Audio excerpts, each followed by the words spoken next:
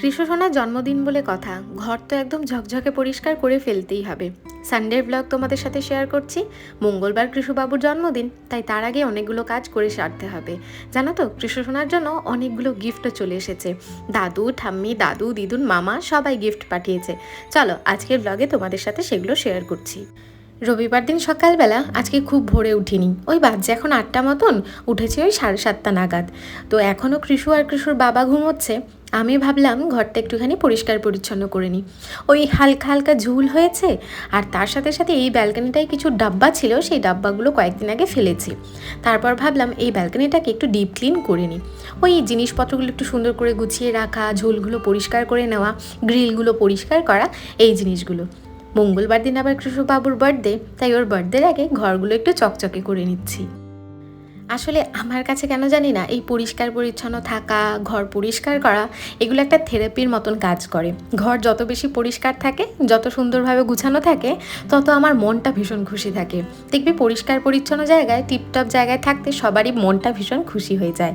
তবে বাচ্চাটা ছোট হওয়ার জন্য সবসময় চেষ্টা করেও করে উঠতে পারি না। আজকে সময় সুযোগ পেয়েছি, তাই আর কি এই ব্যালকনিটাকে পুরো ঝকঝকে করে নিচ্ছি। এই যে স্লাইডারগুলো কাচের, তো খুব তাড়াতাড়ি নোংরা হয়ে যায়, ধুলোতে কেমন যেন একটা হয়ে যায়, তাই এই জিনিসগুলোকেও পরিষ্কার করে নিচ্ছি। পরিষ্কার করতে গিয়ে দেখছি কলিনটা আবার শেষ হয়ে গেছে। অগত্যা সাবান দিয়ে ভালো করে ডলে ডলে মেজে তারপর একটা শুকনো জর্জেটের কাপড় দিয়ে পরিষ্কার করে দিচ্ছি। যেহেতু কৃষু এখনও অনেকটাই ছোট, ওকে নিয়ে সব কাজ করা সবসময় পসিবল হয় না, তাই চেষ্টা করি যেই কাজটায় যখন হাত দিচ্ছি সেই কাজটা পুরোপুরি করে, মানে পুরোপুরি কমপ্লিট করেই আমি অন্য কাজের দিকে এগোই। যেরকম ধরো আজকে এই ব্যালকনিটা পরিষ্কার দিয়ে প্রথমে ঘরের কাজগুলো শুরু করেছি, তাই এক এক করে ওই ব্যালকনিটাকে পুরোটা পরিষ্কার করে নিচ্ছি, যাতে দ্বিতীয়বার এই কাজে আমাকে হাত আজকে না দিতে হয়। একটু ঝুল হয়েছিল, সেই ঝুলগুলো পরিষ্কার করলাম। কিছু অনেক ডাব্বা ছিল, সেই ডাব্বাগুলো আগের দিনের শর্টসে তোমাদের সাথে শেয়ার করেছি, সেগুলো বাইরে ফেলে এসেছি। তো সেই ডাব্বাগুলো সরানো তো অনেকটা জায়গাও দেখো বেড়ে গেছে, আর পরিষ্কার করাতে কতটা সুন্দর লাগছে। এবার এই ব্যালকনিতে টাইম কাটাতে কিন্তু বেশ ভালো লাগবে। এবার এই ব্যালকনি পরিষ্কার করতে গিয়ে যথেষ্ট হাঁপিয়ে গেছি, তাই ভাবলাম একটু বসে নিই। এবার যদি কৃষুবাবু উঠেও পড়ে তাও খুব একটা অসুবিধা হবে না। এখনও ওঠেনি, দেখলাম বাবার সাথে একদম জড়িয়ে ধরে আরামসে ঘুমোচ্ছে। তাই আর কি সংসারের বাকি কাজকর্মগুলোতে আবার হাত দিয়ে দিয়েছি। রাতের বেলা যে কী পরিমাণে কৃষ্ণসোনা ঘরটাকে এলোমেলো করে রাখে, আর ওকে সামলাতে গিয়ে আমিও জায়গার জিনিস জায়গায় রাখতে পারি না, তাই সকালবেলা উঠেই আগে এই হলটাকে পরিষ্কার করে নিতে হয়। রান্নাঘরটা যদিও আজকাল আমি রাতের বেলাতেই পরিষ্কার করে রাখার চেষ্টা করে থাকি। এই যে দেখো, পুরো হলটাতে হালকা হালকা ঝুল পড়েছিল। আসলে খুব বেশি নোংরা হতে দিই না, কারণ খুব বেশি নোংরা হয়ে গেলে কি হয় বলো তো, পরিষ্কার করতে অনেকটা সময় লাগে আর অনেকটা খাটনিও বেশি হয়। তাই মাঝে মধ্যেই ঝুলগুলো পরিষ্কার করে দিতে থাকি। ফটো ফ্রেমগুলোকে একটু পরিষ্কার করে দিলাম, দেওয়ালে যেরকম যেরকম ঝুল জমেছিল সেরকম ঝাঁটা দিয়ে ভালো করে পরিষ্কার করে দিলাম। আজকে সানডে, তাই এই কাজগুলো করতে কোনো অসুবিধা হবে না। আর যদি একবার এখন কৃষু উঠেও পড়ে, যেহেতু কৃষুর বাবা বাড়িতে রয়েছে, তাই 10-15 মিনিট ওকে ম্যানেজ করে রাখতে পারবে। ঝুল ঝাড়ানোর পর আমি ভালো করে টেবিলটাকে পরিষ্কার করে নিলাম। আর যেহেতু সোফার উপরেও প্রচুর পরিমাণে ঝুল পড়ে গেছিলো, মানে ঝুলগুলো ঝাড়তে গিয়ে, তাই সোফাটাকেও ভালো করে পরিষ্কার করে নিলাম। সকালবেলা উঠে কাজকর্ম করতে কিন্তু ভীষণ ভালো লাগে, চারদিকটা নিস্তব্ধ থাকে। আর এই নিস্তব্ধতার মাঝখানে নিজের প্রিয় কিছু গান একদম স্লো সাউন্ডে দিয়ে রাখি, গানগুলো চলতে থাকে, আর গানগুলো শুনতে শুনতে কাজ করার একটা আলাদাই এনার্জি চলে আসে। দেখো কি সুন্দরভাবে গুছিয়ে নিলাম, তবে এই গুছানো ঘরটা যে কতক্ষণ গুছানো থাকবে সেটাই একটা চিন্তার বিষয়। Good morning. শুয়ে পড়ো, ঘুমিয়ে পড়ো মা, ঘুমিয়ে পড়ো, চোখ বন্ধ করো। বাহ, গুড বয়। ঘুমিয়ে ঘুমিয়ে হাততালি। আচ্ছা চোখ খোলো। বলি বাবালে। হলটা পরিষ্কার করে ঘরে আসতেই দেখছি কৃষি এরকম মিটিমিটি চোখ পিটপিট করছে। মানে প্রত্যেকদিন সকালবেলায় এরকমটা করে। ও আগে যদি ঘুম থেকে উঠে যায় তাহলে এরকম চোখ পিটপিট করে তাকিয়ে আগে দেখে নেবে যে আমি ঘুম থেকে উঠেছি কিনা, কিংবা ওর বাবা ঘুম থেকে উঠেছে কিনা। আমি যদি উঠে পড়ি তাহলে দৌড়ে আমার কাছে চলে যাবে কিচেনে, আর না হলে ওর বাবাকে ওঠানোর চেষ্টা করবে। দুধু ভালো খাও? আচ্ছা। কৃষু তো মোটামুটি ঘুম থেকে উঠে একটু জল খায়, তারপর দুধ খেলো। তারপর এই যে বাবার সাথে বেরোচ্ছে একটু নিচে, একটুখানি ব্রেড আনতে বাবার ছেলেকে পাঠাচ্ছি। কৃষু আজকাল আবার ব্রেড দিয়ে অমলেট, মানে ব্রেড অমলেট খেতে ভীষণ পছন্দ করে।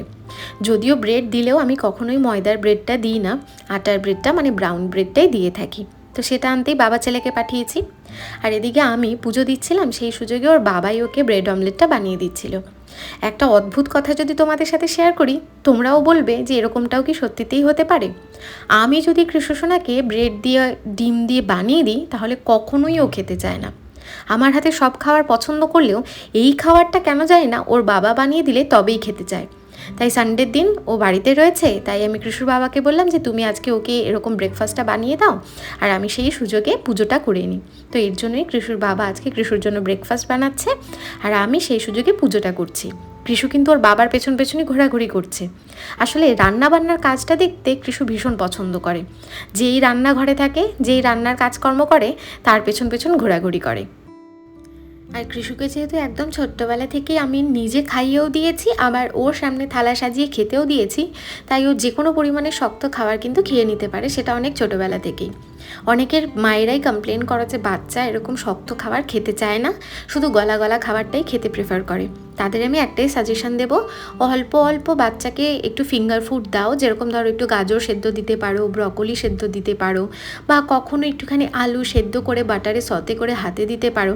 বাচ্চারা প্রথম প্রথম নষ্ট করবে, খেতে চাইবে না, কিন্তু এইভাবেই ফিঙ্গার ফুড দিতে দিতে কিন্তু বাচ্চারা শক্ত খাবার খেতে অভ্যস্ত হয়ে যাবে। আর মাঝে মধ্যেই বাচ্চাদের থালা সাজিয়ে খেতে দেবে, ওরা নষ্ট করবে, ছড়াবে, কিছুটা খাবে। ওইভাবে অভ্যাস করতে করতেও কিন্তু বাচ্চারা এরকম নিজে থেকে খাওয়া শিখে যায়। খানিকটা ব্রেড অমলেট খেলো, যতটা দিয়েছিলাম ততটা একদমই খায়নি, তবে ওর পেট ভরে গেছে। ওর পেট ভরার মতন খাবারও ঠিকঠাক খেয়ে নেয় নিজে নিজেই। ওকে খাওয়ানোর পর আমরা একটুখানি চা বিস্কুট নিয়ে বসেছি, আর তারই মাঝখানে কৃষু যে ঘরের অবস্থা কী করেছে এই যে দেখো তোমাদের সাথে শেয়ার করছি। এই তো দেখলে সকালবেলা পরিষ্কার করেছিলাম, ঘর একদম ঝকঝক করছিল, আর কৃষু ওঠার পর আধা ঘন্টার মধ্যে ঘরের অবস্থা খারাপ হয়ে গেছে। এই যে এই ব্রেড দুটো কৃষু সোনা খাবে না, ওর বাবা ভুল করে বের করে রেখেছিল, আর এই ব্রেডগুলো অনেকটাই শক্ত মতন হয়ে গেছে। আর এই ব্রেডের যে এই কর্নারগুলো রয়েছে, এই কর্নারগুলো কৃষুবাবু খেতে চায় না, তাই আমি আলাদা করে কেটেই রেখে দিই। এই ব্রেডগুলো রেখে দিচ্ছি, একটু হাওয়ায় শুকিয়ে এটাকে ব্রেড ক্রামস বানিয়ে ভালো করে স্টোর করে রেখে দেবো। এখানে আমি মোটামুটি রান্নার প্রিপারেশন শুরু করে দিয়েছি। কৃষুর বাবাকে দিলাম ব্রেড অমলেট ব্রেকফাস্টে, আর আমি একটু ব্রেড দিয়ে জ্যাম দিয়ে খেয়ে নিয়েছি। তাই আজকে আর আলাদা করে ভারী কিছু ব্রেকফাস্ট বানাতে হয়নি। কৃষু ওদিকে ওর বাবার সাথে খেলাধুলো করছে, তাই ভাবলাম টুকটুক করে হাতের কাজগুলো সেরে রাখি। আজকে যেহেতু সানডে, তাই ফ্রিজটাকে পুরোপুরি পরিষ্কার করে ফেলতে হবে, মানে ফ্রিজে যা বেঁচে রয়েছে সবজি, সেই সবজিগুলোকে ভালো করে ইউটিলাইজ করে ফেলতে হবে। তারই জন্য ভাবলাম যে বেথু শাকগুলো বেঁচে রয়েছে, সেই অল্প বেথু শাকটাকে বেছে ভালো করে ধুয়ে পরিষ্কার করে রেখেছি। আর তার সাথে সাথে সেই যে সানডেতে আমরা মাছ এনেছিলাম, সেই মাছটা তো আমরা পুরোটা একবারে খেতে পারিনি, সেই মাছটা রাখা ছিল, তাই আজকে মাছের ঝোল আর বেথু শাক এটাই আমরা লাঞ্চে বানিয়ে নিচ্ছি। এবার দেখলাম ফ্রিজটা পুরোটাই পরিষ্কার হয়ে গেছে। দেখবে অল্প অল্প জিনিস আনবে, অল্প অল্প জিনিস খাবে, এই জিনিসটা ভীষণ ভালো। আগে আমি একবারে অনেকটা সবজি নিয়ে আসতাম, আর বিশ্বাস করো বাচ্চা সামলে অনেক সময় রান্না কিন্তু সমান পরিমাণে করা সম্ভব হয় না, তাই তখন না অনেকটা সবজি ওয়েস্ট হতো। এখন আর অতগুলো সবজি একবারে আনি না, অল্প অল্প সবজি আনি, পুরোটা ফিনিশ হয়, তারপর আবার দরকার হলে নিয়ে আসি। আর এদিকে ও একটু মেয়োনিজ খাচ্ছিল, ওই অল্প অল্পই খায়, তবে মেয়োনিজটা খেতে ভীষণ পছন্দ করে। মেয়োনিজ, কেচাপ এই জিনিসগুলো পেলে বড্ড খুশি হয়ে যায়। মোটামুটি আমি যতক্ষণে কিচেনের কাজকর্ম করছিলাম, কৃষু ততক্ষণ একটু ঘুমিয়েও নিয়েছে। ঘুম থেকে ওঠার পর ওকে একটু স্নান করিয়ে দিয়েছি।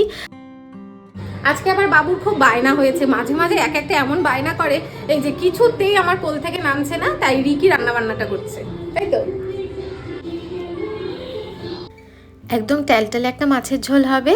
তেলের মধ্যে কালো জিরে ফোড়ন দিয়ে তার মধ্যে শুকনো লঙ্কা তেজপাতা দিয়ে দেওয়া হয়েছে একটু আদা আর টমেটো, পরিমাণ মতো নুন, হলুদ আর ভাজা মশলা দিয়ে ভালো করে কষিয়ে নিতে হবে। মাছটা কিন্তু আগে থেকেই রিকি নুন আর হলুদ দিয়ে ভালো করে ফ্রাই করে নিয়েছে। তারপর যখন টমেটোটা কষে যাবে, পরিমাণ মতন জল দিয়ে ভেজে রাখা আলুগুলোকে দিয়ে দিতে হবে। আগের দিন এই রুই মাছ দিয়ে বানিয়েছিলাম সর্ষে আর পোস্ত দিয়ে। আজকে একদম টেলটেলে ঝোলটা খেতেই মন করছিল। ঝোল ফুটে গেছে, ঝোল ফুটে উঠলেই দিয়ে দিতে হবে ভেজে রাখা মাছগুলো। রিকি আজকে আবার বলেছে মাছের মাথা খাবে, তাই মাছের মাথাটাকে সুন্দর করে ভেজে নেওয়া হয়েছে। আর এই যে দেখো লেজের টুকরোটাকে কতটা পরিমাণে ছোট করে দিয়েছে। আসলে এখানে না মাছের টুকরো বা মাংসের টুকরো খুব একটা ভালো করে না। দিল্লিতে আবার এই সমস্ত জিনিসগুলো ভালোভাবে কেটে দেয়, পরিষ্কার করে দেয়। আমাদের কলকাতাতে মানে চাকদাতেও কিন্তু মাছ মাংসের টুকরো বেশ সুন্দর করেই করে দেয়, তবে এখানে মাছ বা মাংস কোনোটারই টুকরো ভালো করে না। এখানে আমরা তিনজনে খেতে বসে পড়েছি। কৃষুকে যেহেতু সকালবেলায় ডিম দিয়েছি, তাই এখন আর খুব একটা ওর জন্য আলাদা রান্না করিনি। ওই আমাদের থেকেই একটুখানি আলু তুলে দিয়েছি ঝোলের মধ্যে থেকে, আর একটা মাছ অল্প একটু বেছে সব কিছু একসাথে মেখে ওকে খাইয়ে দিয়েছি। ও যখন একদম ছোট ছিল তখন না ডিম মাছ এগুলো একদিনে আমি দিতে পারতাম না, তবে এখন যেহেতু 2 বছর হতেই চলেছে তাই এখন দিই। খাওয়া দাওয়া হয়েছে, বেশ অনেকটা সময় হয়েছে।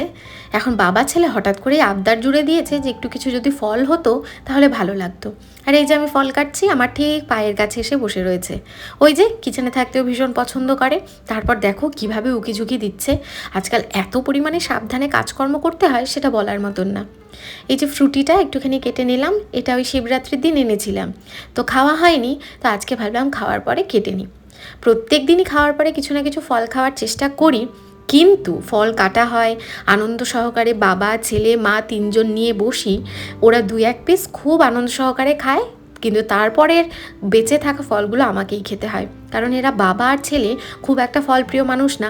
আমি আবার একজন এমন মানুষ যে না প্রত্যেকটা ফল খেতে ভীষণ পছন্দ করি। আর এই যে এই ফ্রুটিটা আমি কলকাতাতে খেতাম না, কারণ কলকাতার ফ্রুটিগুলো খেতে কোনো রকম কোনো টেস্ট আমি পাই না, না নোনতা না মিষ্টি না টক। কিন্তু এখানের এই ফ্রুটিগুলো কিন্তু অদ্ভুত টেস্টি খেতে হয়, এত সুন্দর মিষ্টি হয়, মানে সেটা বলার মতন না। খানিকটা পেঁপের মতন খেতে হয় আর দারুণ মিষ্টি হয়। আনন্দে আনন্দে কৃষু সোনার জন্য কেটেছিলাম, ওই 1 টুকরো মতন খেয়েছে, তারপর ওর বোধহয় টেস্টটা ভালো লাগেনি তাই আর খায়নি। বিকেলবেলা তিনজন মিলে চলে এসেছি একটু বাজারে। আবার 2 দিন পরেই মানে মঙ্গলবার দিন কৃষুর আবার জন্মদিন, তাই কিছু শাকসবজি নিয়ে নিয়েছি জন্মদিনের জন্য, কিছু বাজার করার ছিল সেগুলো করেছি। এসে কৃষু সোনা এত পরিমাণে খেলাধুলো করেছে সোসাইটির বাচ্চাগুলোর সাথে যে এবার টায়ার্ড হয়ে গেছে, তাই ওকে একটু ঘুম পাড়িয়ে দিচ্ছি। আসলে বাচ্চারা টায়ার্ড হয়ে গেলে যদি একটু ঠিকঠাকভাবে না ঘুমোয় তাহলে ভীষণ খ্যান করতে থাকে, আর ও টায়ার্ড হয়ে গেলে না নিজে থেকেই ঘুমিয়ে পড়ে। ওকে ঘুম পাড়িয়ে দিয়ে এসেছি ওই ঘরে, ওর বাবা ওর পাশ দিয়ে শুয়ে রয়েছে, আর আমি তোমাদের সাথে শেয়ার করতে চলে এসেছি কৃষু সোনার বার্থডের গিফটগুলো। এবছর শুধু বার্থডেতে না, বার্থডের পরেও একটা অনেক দিনের মনের ইচ্ছা পূর্ণ করার ইচ্ছে রয়েছে। জানি না কতদূর কী করতে পারবো, কিন্তু বড্ড স্পেশাল হবে সেই দিনটা।